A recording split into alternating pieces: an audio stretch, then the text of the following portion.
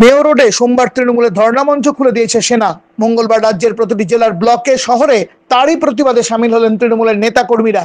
বহরমপুর শহরে মিছিল করে দলীয় কর্মসূচি পালন করে বহরমপুর শহর তৃণমূল কংগ্রেস। আলাদাভাবে পথে নামে তৃণমূলের শ্রমিক সংগঠনও। বিভিন্ন ব্লকের মতো নওদাতেও দলীয় কর্মসূচি পালিত হয়। কি ঘটেছিল মেয়র রোডে?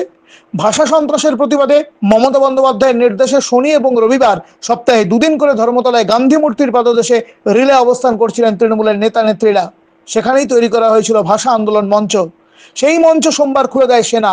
ঘটনাস্থলে ছুটে যান স্বয়ং মমতা বন্দ্যোপাধ্যায়। সেনাবাহিনীর জওয়ানদের পাশে টেনে বিজেপিকে বিদ্ধে ছাড়েননি তৃণমূল নেত্রী।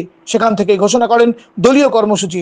সেই কর্মসূচি প্রসঙ্গে এদিন মুর্শিদাবাদ জেলা তৃণমূল শ্রমিক সংগঠনের সভাপতি নীলিমেশ বিশ্বাস বলেন, ভারতীয় সেনাবাহিনী আমাদের কাছে গর্বের, আপামর ভারতবাসীর কাছে আমাদের গর্বের।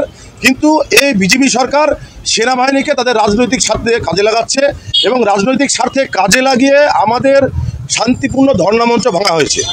এর প্রতিবাদে আজকে আমাদের ধিক্কার মিছিল যে এই বিজেপি আর না।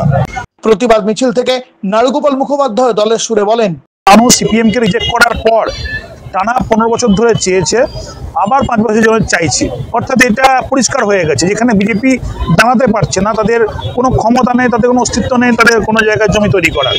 তাহলে কি কারণে হঠাৎ আমাদের তৃণমূলের ওপর এরকম একটা সেন্ট্রাল গভর্নমেন্টের পাওয়ার দিয়ে এরকম একটা যে একটা পরিস্থিতি, ইরিটেটিং পরিস্থিতি তৈরি করছে, এটা রাজনীতির পক্ষে খুব অশুভ দিক। তৃণমূলকে সেনাকাণ্ডে কটাক্ষ করে অধীর চৌধুরী বলেন, ভারতবর্ষের সেনা তারা, পশ্চিমবঙ্গের সরকারের দিদি ইচ্ছা যদি থাকে তাহলে বাংলার একজনের একটা সেনা বাড়াতে পারে, বঙ্গীয় সেনা। আগামীতে তাও হতে চেষ্টা করতে পারে। অলরেডি পুলিশ দিদির বঙ্গীয় পুলিশ হয়ে গেছে, তো বঙ্গীয় সেনা বাড়ালেই বা ক্ষতি কী আছে?